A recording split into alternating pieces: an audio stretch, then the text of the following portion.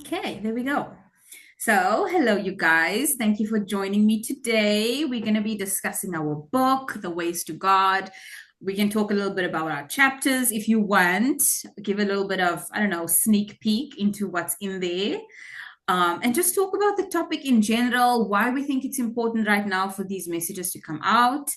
And yeah, I think I speak for all of us when I say we are so excited for this book. And myself, I have been writing and rewriting my chapter because if I feel like you, Lisa Marie, every day I'm like, oh, I should add this. And I go in and I go in and I check first, has the editor started editing my chapter yet? No, she hasn't. Okay, I'm quickly going to add something. It is insane. So I need an intervention because that's not okay. Oh my gosh, It you is said to stick to fun. under 7,000 words, and I was like near 8,000 when I wrote my chapter, and I did cut out a whole section. I was like, it's too much, so I get it. But with, I Yeah. mean, if it's important, and I always say, if it's important, rather have it in there instead of, sticking to a word count so religiously. Because sometimes we think something may not be important, but it really is. And it's the small things really that add up and accumulate and become important in the big scheme of the whole chapter and the whole book itself.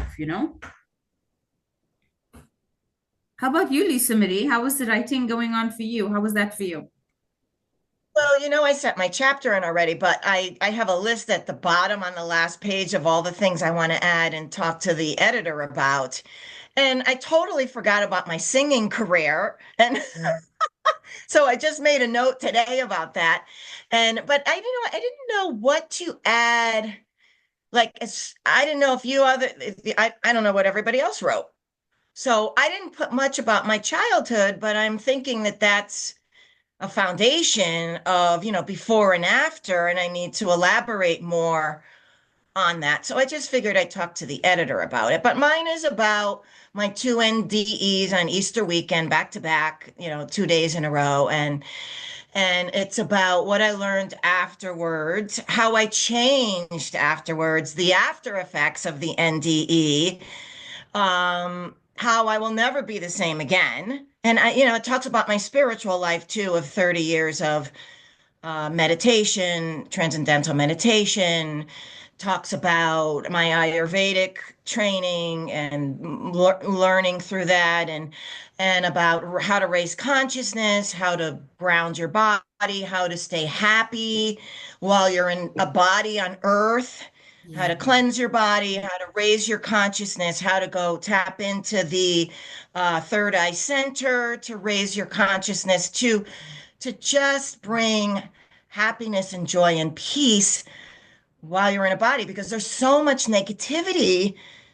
I mean, look at now, the last 5 years, there's so much negativity going on in the world, and you have to be able to be detached Yeah. from all that to remain peaceful, to think with a clear mind, to be happy. So, and that's kind of a synopsis of what my chapter is about. Yeah, and what I found most challenging when I was writing my chapter, because I had to reflect on what is my relationship with the divine, with God, right? And I had to go back to what it used to be and what it is now. And it came from a very fear-based place, right? Because in the way I grew up in my religion, we did not talk about love and God together. There was never that connection. It was always fear God.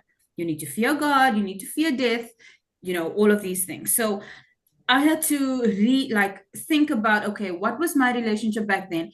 I feel so far removed from it now. So thinking back on it and really getting into the feelings of, okay, so I was so attached to the fear at one point that I totally detached from all religion, all wanting anything to do with any type of God or religion or spirituality or anything. I was just, I'm done with it all. I'm just nothing. It's all nothing and meaningless. And then from there, moving on to where I am now, and I'm trying to like piece together, where did I make this jump and when did this transition happen? And it's not easy to pinpoint because it happens so quickly, but also so gradually. Like I. It- The slow going on earth, it's very slow. Yeah. For me, it was meditation that really brought it out and got that connection to that direct connection to source. And the STEs, if you have a lot of spiritually transformative experiences, you can't help but to evolve spiritually. You can't, it's just your path. And everybody's on their own path too. Not everybody's supposed to be, enlightened or whatever in this lifetime, I guess, So, but mine has been an interesting ride. And, I accept that. I really wouldn't have it any other way. So yeah, most of us were brought up with this fair-based religion, and God is this judgmental and the sin and all that. And when I had my near-death experience, I met God and had an interaction with, I can't even call the I am, the source, God. God is just a small word for me now. I don't use the word anymore. Mm, I have to use it for my patients and clients because that's what they relate to. But to me, it's a small word for what I experienced. And that God, and people need to know this, and this is the point of this book mm, and getting it out, right? Giving people hope. I mean, that's what I saw in my NDE, me giving people hope. That mm, was my purpose. So mm, in my future. So, it's giving hope that, I come across a lot of my patients and clients that they've lost children, they've lost their spouses. mm, They're all coming in with cancer now. And they need to know that there's something more than this, mm, mm, something more that we can connect to and get the answers from our higher self mm. that is connected to directly to our source that we are a piece of. Yeah. I saw that. I felt that. We're a Mhm. piece of God. You Yeah. can't get away from it, Yeah. Yeah. and you And I have, also I also found that like using the word God, because God is a word that's so loaded with limiting beliefs and other kind of labels that we've given over time. Like the word is not doing justice of what is being explored here. Like you cannot find that word. It is everything. It is all that is. But how do you, as a human who is just this tiny little human, understand and explain everything in existence? It's like mind well, blowing. it's impossible because we're in limited bodies. When I came back to my body, I realized you don't know until you die or you're almost near death and leave your body the difference. It's extreme. And our bodies are limited, our minds are limited to compare to what we are as spiritual beings. So it's how do you explain it to somebody who hasn't had the same experience? So it's very difficult to find the words. That's why you see people struggling to try to find the words to describe that light, that love. It's a love we don't have here, the peace, the detachment, to anything, and the non-existent negative emotions in the spirit form. It's a great reward to die. It's like you live again. You start living. This is really not our home. And it's something to look forward to. Thank God. Right? Thank God. This isn't it. I find it hard to hold on to, meaning you're describing your ND, the experience you had with the all that is with, and I had that too, not in an NDE, but in other experiences that were as profound as what you're explaining. And then I remember having that experience, but then on a day-to-day basis, I realized that I can't feel it again. I can remember it, but I can't experience that or know it. I can know it on an intellectual level and a cognitive level, but I fall into the same old that we all do, which is like fears or worry or negative thinking, or like I'm not good enough, or I laid in bed for an hour this morning. Why didn't I get up? It's like beating myself up for all the little things about being human. And then I sometimes remember my experience about what it really all is, but to grasp it again is so far reaching. It's almost intangible in a human body. It is, and I agree, but I do a lot of energy work. So my healing work, I feel it's hard to explain. So the energy, like out of nowhere, to my surprise, comes in the room to assist with the healing. And then I get that whip of the divine energy goes through me, and then I'm lit up, and it's overwhelming for me as a human to feel that being in the human back in the human body. So sometimes it brings me to tears because I have a feeling of awe, AWE, of that divine energy feeling just goes through me. Because when I'm in my purpose, I could feel it. Not Yeah. to that extent, but to a huge extent for being in the body. I mean, I get those whiffs. Yeah.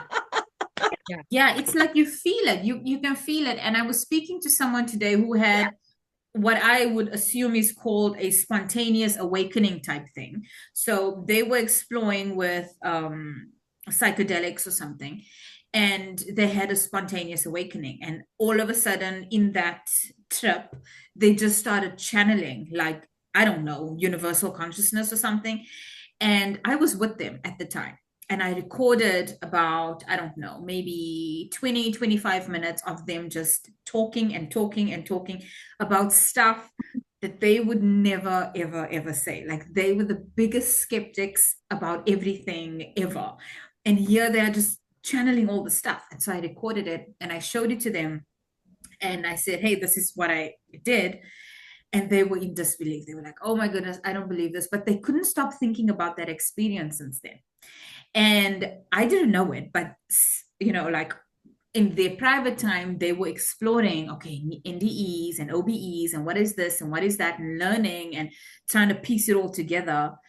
And it's like their lives completely changed just in the exploration of all of this, just because of curiosity, not because of like, oh, I have to, or I want to, or whatever. It was like, I'm curious, I want to know, let me see what's going on here. But then in that process, their lives completely change. It's a completely different person with a completely different life a year later. And I was like, this is another way of how God works through people. Because we see it one way through our lens, but just imagine what it's like for someone else. And we like cannot judge their experience because we don't know what's going on with them and why it needs to be this way for them. And there's so much to explore. The topic is so big, but all of it is so perfect and like divinely orchestrated in like this perfect way. There's nothing that could be different about it. It's just perfect the way it is. Exactly. Exactly. Yep. And Stephanie, we're in the human element, and we're supposed to go through the grief and the pain and to develop, Jesus had told me in my NDE that I came here to learn compassion and to learn the level that I'm at now, and I'm sure that will increase. You have to go through suffering and understand what people are going through to be able to relate, and have that compassion. I mean, so we're here for certain different reasons, and you have to go through it. That's why we're here, because we're so perfect in spirit form and so, euphorically happy and blissed out. Yep, So, absolutely. it's it's tough. It's tough to be here after having that type of experience. I understand that. I think about it daily. Mm. I Yeah. mean, yeah, for me, I didn't have an ND, but so I didn't have to make that huge adjustment of being here after. But it's it's true what you're saying about we come here for the experience, and in order to understand and appreciate love and the all that is, we do have to go through the suffering because it's such a contrast and we learn that way. Mm. Right. It builds spiritual integrity. Yeah. And your suffering looks so different for everyone. For me, suffering might look very different to what it looks like for you. But I think it's just that what do you need for your growth? Like, what did you decide was the things you needed to experience for your best and most perfect alignment and growth in whatever you chose? And it's also another thing I think about, like, so what does from the biggest perspective, from the all that is perspective, everything is just so perfect the way it is. Everything is just so unconditionally loved as it is. So then, does it matter if we suffer or not suffer from that perspective? Does it matter? Like, does anything matter from that perspective? Because from a singular human, it matters. It matters if I can pay my bills. It matters if I am hurting or if I'm in pain or if my child got hurt or whatever. But how do you go from, and I don't want to because I like being involved in the 3D and in my life, but how do you go Yeah. from that to the bigger picture saying everything's fine, it doesn't matter. When you think about it, when you die, everything is perfect? Because I know for me, I meditate, and that is hugely a big part of, me being able to skate through. And I don't skate through, but have a different mindset. It's a mindset and a knowing. I mean, in the end, when I left my body, nothing mattered in this lifetime. That it was like this lifetime that I'm living that seems so slow and going so slow went by like that. I saw it go, past before my eyes. So it was a grain. What I saw was it was a grain of sand in thousands and thousands of miles of beach. That's nothing, right? So, but I'm not in that same mindset as I was in a spirit form. But I know, so when things come up and I get a little unruffled, a few hours later, I'm going, everything's in divine order. This is happening for a learning lesson. And then I see how it unfolded. And then I can choose to practice forgiveness, forgive a person or forgive myself, or acceptance and gratitude to smooth it out, to shift the energy, to go forward. Because in the end, worry changes nothing, right? So if you keep worrying, you could get sick from the stress. So instead of, having more of a spiritual view, I mean, if I went back to when I was a child and I didn't know there was an afterlife for sure, everything seems like the end of the world. It's the experiences and that that shape you. So it's a matter of being as calm as you can to go through it all because the body isn't built to handle this much stress. So you have to do something. Take some ashwagandha, something. Yeah. And even just staying connected, like staying like for me, the easiest way I stay connected is with affirmations throughout the day, just reminding myself, I'm connected, and whatever affirmations I choose to say. But it's like you need those reminders sometimes. You get so caught up in the whole 3D thing and the whole being a mom and having a life and doing all the stuff, and it's like, oh, I'm just so tired of it. I just sometimes want to be like, okay, God, can you just like give me a day off? I know you gave me all this work to do and all these assignments, but like I'm tired now, you know? And it's Well, fun. that It is fun. I'm not complaining. It is fun. I would do nothing else.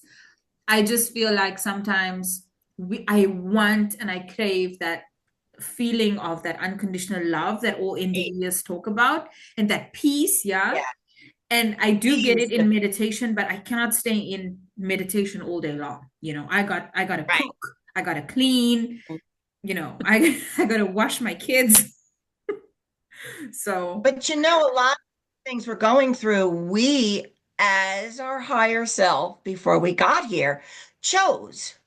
But it was in that mindset of rah, rah, rah, I'm going to do whatever I can to raise my consciousness to get to a higher level in a different, higher realm, closer to God when I get to heaven, because there's all different levels in heaven. So, and realms. So you knew that and you made that decision based on your higher self being in that mindset, which is so different than where we are right now in a human body. And then we're in the human body and we're like, oh my gosh, this is too hard. I made it too hard. Or, and we blame God. It's people want to blame God. And it's just, that's when you go into gratitude.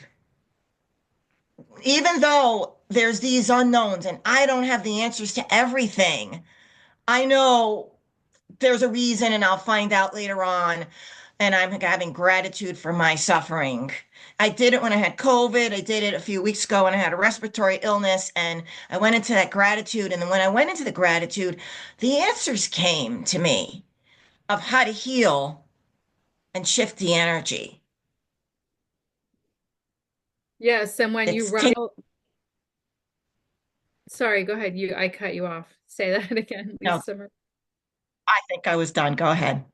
It's it's when we accept and when we realize and then accept that we did choose all of these experiences, then we can ask, okay, well, then what am I supposed to be learning from this? What is this experience supposed to be for me and teach me? And Not then we can right. kind of It's detach not always from the it's suffering. not always learning. A lot of times you're the higher soul or the older soul that's actually teaching somebody else, I mean, somebody else something. And you have to go through the pain too, because you have to be there because you're there to teach somebody else forgiveness, gratitude, not to be so money hungry or think about people over money or something. Every situation is different. I'm just giving an example. So sometimes you have volunteered to be the helper Yes. while you're here. I'm sure Yes. I was every life, because I get this on a daily basis, this constant, drama with people and their problems and situations. Let's call them situations. So it's a mixed bag of sometimes it's us, we're learning, and sometimes we're helping someone else because we chose to be a helper or an angel or whatever we're here or whatever we're doing. We could be, we don't know it, ascended masters on the other side, on level 12 on the realms. And we just don't know that. We have a little vibe about it, but we don't know for sure. So, Mhm. you have to keep boundaries too, Stephanie. You have to have boundaries because sometimes when you're a spiritual person and you're willing to give and offer all this and you're generous and loving and all this, and everybody's attracted to you. And you have to have a boundary of what is mine, what is my job, and you have to discern the situations and come to a point where you can then figure out or sense, okay, this feels like this is my purpose. I'm supposed to do this and help this person and get them past this so we could all get past it, right? Because we're all together, collective consciousness on the other side. And then there's other times where you go, oh no, this is a lesson for me that I'm supposed to be meeting now like-minded people in my life because I'm going in a different direction now. And it's time I have to let a lot of people go. And I think we're all going through that now, a lot of us. And it's the point of recognizing it, listening to that higher self that's connected to God and the messages. Yeah. the feeling we get, the voice in our heads, the vibe, and sticking to that and sticking to your own lane. You're in your own lane and you're in that lane and you have to kind of weed out the noise, the distractions around us.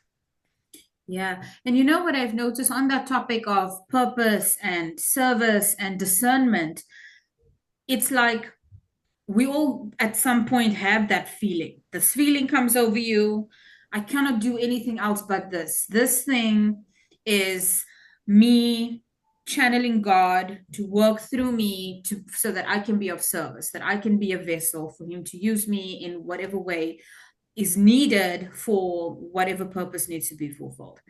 And so I was a victim of that, where everything, I just see rainbows and unicorns and glitter shooting out of my eyes. Everything was just perfect and everyone was just wonderful. And indie ears could do no wrong. Like I was so, into Wow. this whole thing. And I've come to learn the hard way over time doing this work and meeting so many people and talking to them and interacting that not everyone has the same intentions no matter what they put outwardly. So you see this shiny image publicly, you see all the things. Oh, I will just sing you to sleep in a YouTube video and I will just, your ears will melt like butter of what the things I have to say in this interview. But then you interact with them personally and it's like you don't feel aligned like you claim to be, or you don't feel like you are in service of God like you say you are, or in service of others. You seem a little different than that.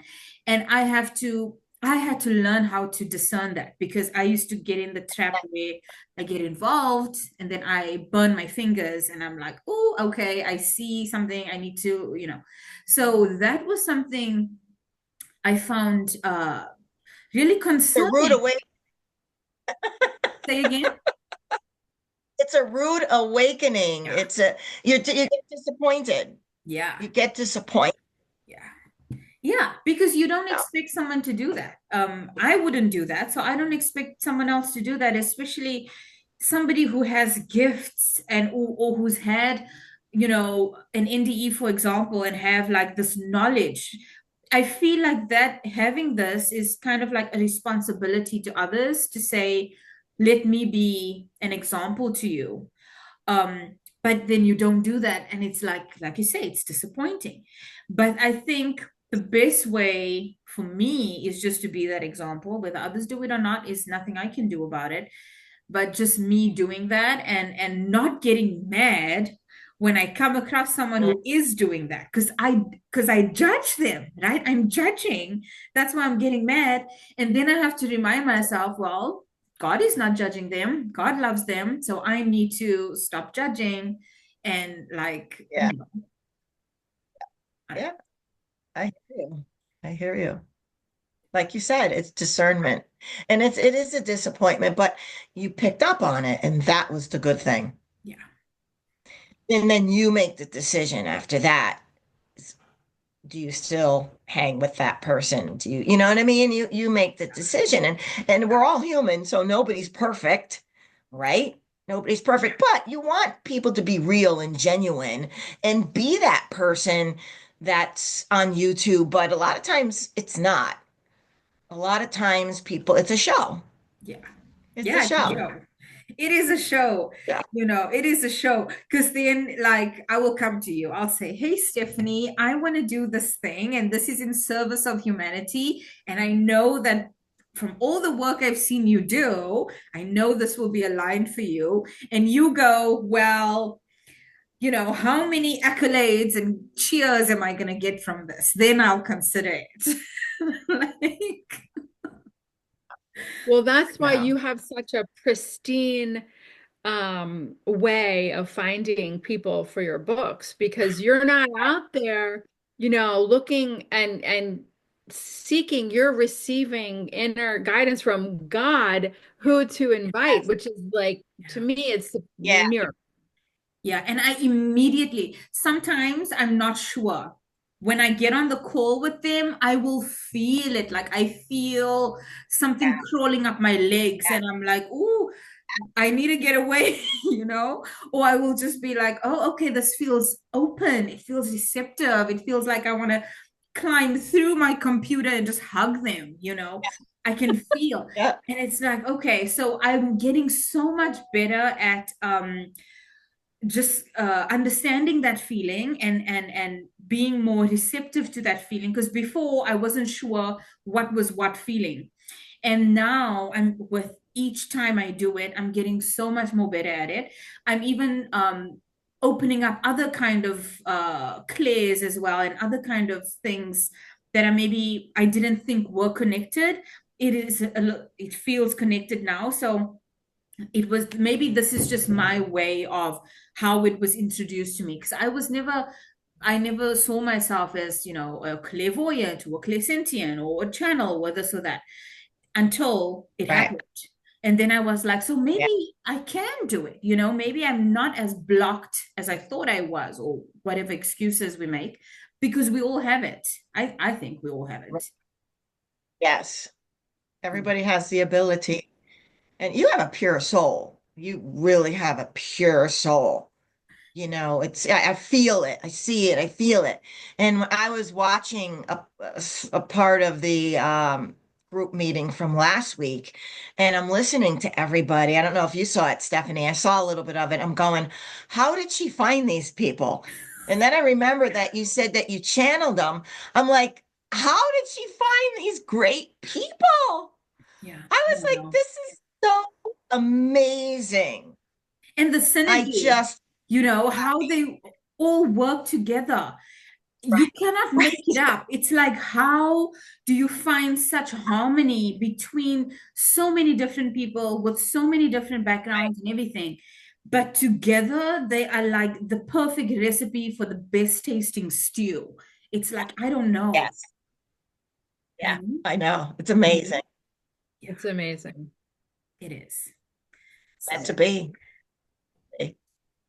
And it's exciting, you know, it feels good to have a purpose and be used by God for something that is worthwhile and meaningful and that's going to have an impact. And again, I don't do it because I want someone to cheer for me or say, "Oh, good for you," and give me a pat on the back. But one day, No. maybe when I'm dead and 100 years from now, somebody will read something I've written and it would help them in some way or whatever, you know, like I don't know the ripple effects of the work that we do, but I do know that if I'm told or called to do certain assignments, it must be important. And I cannot like sit here and ponder and wonder and think about it. And, you know, I've done that before. And then I got a slap on the wrist because I didn't do what I was called to do. I don't want any more of those. I've had enough of those. I just listened the first time. So, Good. what Well, about if it you, wasn't for Stephanie? you, here, we would not be here if it wasn't for you. You make this all happen. Aw. You know, you made it all happen, divinely inspired, so it's supposed to happen. And, I'm trying to get the word out to get people to read the book and learn and feel something and give some hope and, you know, get help, get hope, give hope, get help, whatever, to give somebody, just make people feel good. Really, it's what it's all about now, especially now. Now's the time, Yeah, I and think and this is releasing all them from fear too. Like Stephanie was saying earlier about how she helped someone in the hypnotherapy session releasing fear. That's something I feel very strongly about because I was controlled by fear a lot of my life, and I made a lot of decisions that were fear-based that got me in a lot of trouble over time. And I had to learn that the fear is not something you can either do or not do. It comes from internal belief systems that you need to work through and understand, why do I have this belief system, and learn to love yourself and forgive yourself. And that work is the right. work, actually. And it continues every day. You learn something new about yourself, like, oh, this is weird, why did I act that way? Maybe there's a fear hidden underneath somewhere, and just helping people release the fears, starting with the small fears, and then gradually you can get to the bigger fears, fear of God and fear of these things and fear of ETs, and fear of the things that are keeping us, kind of like slowing us down from, I don't know, like a acceleration of some kind of spiritual evolution as humans. We can speed that up a little if we release the fears. But I think people are afraid to release their fears because they don't see other people doing it openly.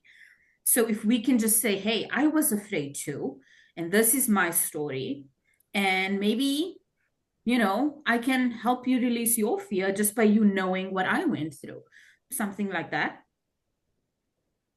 Exactly. Yeah, I think our stories, even if a person can't relate to the specific issues we went through, just the fact that we had the experience of encountering God or awakening or finding God or, whatever it was, that it would give them hope, no matter what their circumstances are, even if they're vastly different from ours. It's that turnaround that, going from suffering to awakening to that spiritual experience, to know what the truth is, the truth of God, the all that is, would give them hope that, hey, if it can happen to that person, maybe it can happen to me. There is hope. There is something greater here that I am, what, may not be aware of. And that even just that little bit could, trigger an awakening, or even just like a lessening of suffering at some level. Yeah. Yeah, definitely, Alyssa, listening of the suffering. We have enough of that, the poverty and the hunger, and so many people going through that. And if you just, like, even what you were saying earlier, Lisa Marie, about the gratitude, like even that, learning how to deeply actually feel it, and not just saying, oh, I'm thankful for this and that, but like actually going into that vibration, because it's such a high vibration on that emotional scale. If you can stay Alive. there long enough, you can change anything. And I know that from personal experience. I remember manifesting things out of thin air just by being grateful for the life that I have, the air that I have to breathe, the Right. working appendages and organs in my body, like things that we just, Right. oh, we wake up and I'm fine and whatever. No, it's a big deal. It's a big deal. You are alive today. It's a big deal, you know? Yes. That is so You're true for right. people who have had health issues. Just to wake up and be like, I'm healthy, my body is in good condition, and I'm not suffering. I mean, that is number one. Yeah.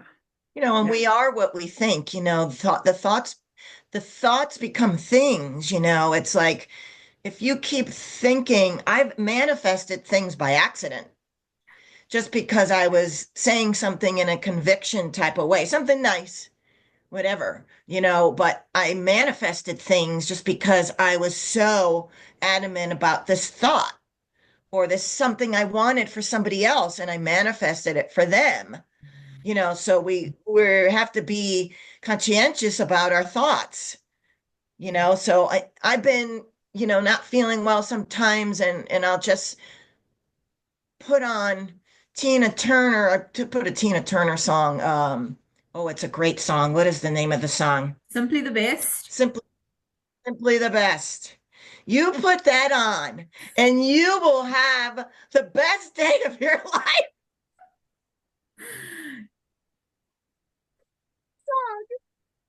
And you feel it in your physiology. It just goes to the cells. Yeah. Yeah, I feel that. Yeah.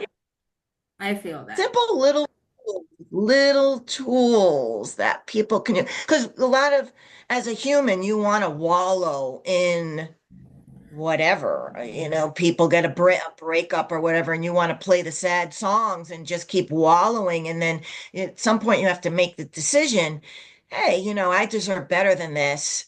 I'm going to turn off the sad songs and I'm going to start playing some Motown or whatever, some dance music. And I'm going to start and I'm going to put a new thought in my head. Yeah. New thought. It has to be strong enough, like go to TJ Maxx. I'm going to go. Do you guys have TJ Maxx where you are? We have TJ Maxx and Home Goods. Go to TJ Maxx and it's a whole different mindset. It clears your mind. Yeah, shopping will do that to you. I love that. Yeah. That is so fun. And that's another Yeah. thing, being human, it's such a temporary experience. We think it's a long time to live, like 80 or 70 years or whatever. It's not. It's such a blink of an eye. We should have more It fun. is. We should enjoy the Yes. experience more. It is a gift Yeah. to be human and to live in this time of chaos and turmoil. Like, it is exciting. I wouldn't want to live in a time where we were cave people. Like, what is there to do? You're going to run away from animals and stuff, but what else? But, I don't know. I just feel like this is an exciting time. And I wish that the next, like if I had a continuation, and if we think of it Yeah. linearly, like linear time, and I'm going to have a next life, that I would continue remembering this one. So I wish so that I could know, oh, when I was alive in the 2020s, it was like this, and it would be exciting, you know. Yeah. Definitely. Exciting. Definitely. It's an exciting time to be alive at this time. And I think even just I was going to say the little things, but I think that music, Lisa Marie, you were talking about music, just put this kind of music on instead of this, or just put music on at all. Music is one of the closest things to God, right? God is creates with sound Yeah. and vibration. And when we go there, we don't have a name, we have a tone, a harmony. That's how we're known through our vibration. And I think that music is one of the top things that we can do to lift our vibration, to change our mood, to get us out of a rut, to get us moving, to completely change the energy. So I think it's cool that you even brought it up, Lisa Marie, because it really is important. It has a vibration, you know? I play during my massage sessions a station called Liquid Minds on Pandora. I played something else, Tibetan sounds or something before that, but then I found this one and I was like, this really resonates with the body. And they're getting messages through the songs. Like I I'll used to, hear, go look at yeah, I the song because you need to tell the client what the name of that song is, and it always is right on. Yeah. I played Liquid Mind every day for my energy healing clients and hypnotherapy for like at least 10 years. Get out. I Yep. know it's been around forever. I used to play it on the CDs when they Yeah, I had the used to play it on CDs. CD. I need to look into that. I've never heard of Liquid Mind. I'm going to look into it because I love, especially when I'm writing, I'm always looking for different types of music to listen to, different. I listen to solfeggio frequencies a lot. I love the 528 hertz. I always listen to, so I'm always looking for new things. I'm going to definitely look into that. Yeah, that'll be a I good listen one. to it with my headphones on when I'm writing, as I'm at Starbucks writing, and I put the headphones on and it puts me in that spiritual zone. Yeah. Yeah. And I'm on sending you a that, message. that topic of vibration, I think the vibration of this book as well is just so infused with love from all of the authors and the best intentions of wanting to forward this message of it's all just love, It doesn't matter what you believe in, it doesn't matter what you choose to call God or all that is, it doesn't matter what route you take to find it, it doesn't matter the suffering you've had along the way, all paths are valid. If you are alive and if you have a beating heart and breath in your body, you are valid and your way to the divine is valid, and that's the end of it. You're going to die and God is going to accept you with open arms, with unconditional love and unconditional acceptance. And it doesn't matter who is killing who right now over what religion and what this and what that, none of it matters if we just behave as if we were created in the image of God. Like, just behave that way, stop acting a fool out here, hating people and saying like things that are harmful. Just behave as if God created you, because He did. And in His image, He didn't just, you are so loved unconditionally, so that if God's attention was not on you, you would cease to exist. So he's with you every moment of every day. And if you don't acknowledge that, then you need to like figure something out, because something's wrong. you know And that reminds me of my chapter. I don't know if you read it yet, Ameera, but like I had been an atheist because of a tragedy that happened. And I was like, when I was a child, so I was like, well, then I can't believe in God if that can happen. So then, not believing in God for so long, I got like smashed on the head, not, that's figuratively, but like, God came and found me, and it's like even if we turn our back on the whole concept, we can still be reconnected. Not that we were ever disconnected, but we can connect in such a deep way again, even though we didn't know the day before that it was going to happen. It can just happen for us. Yeah. Yeah, because you are so loved that you are allowed to have any experience you want. Even if you choose to be an atheist, you are so loved by God that He allows you to have that experience, because that's what you choose. And that is your path to walk. And, God loves you Right. anyway. Doesn't matter. So, You're right. Exactly. yeah. So the book will be out when? June 28th. It's now on pre-order on ebook. The paperback and the hardcover will be available June 28th. The audiobook will follow a few months later. But I'm so excited. I'm excited. Yeah, me I'm too. excited about the audio because that was a surprise. I wasn't expecting that. I Yes. love it. And we Would each it gonna be record doing our own chapters too, which is important I for love that vibration, right? Yeah, Yes. it. Absolutely. yeah, yeah. I love it. I'm so happy that we can be a part of, helping the world, you know, and introduce this book to everybody. Very, very grateful. Me too. I'm Very Me so too. grateful. grateful. And thank you guys for being with me today. I really appreciate it. I had such a good time talking to you guys. Thank you. Great. Me too. Thank you, Amira.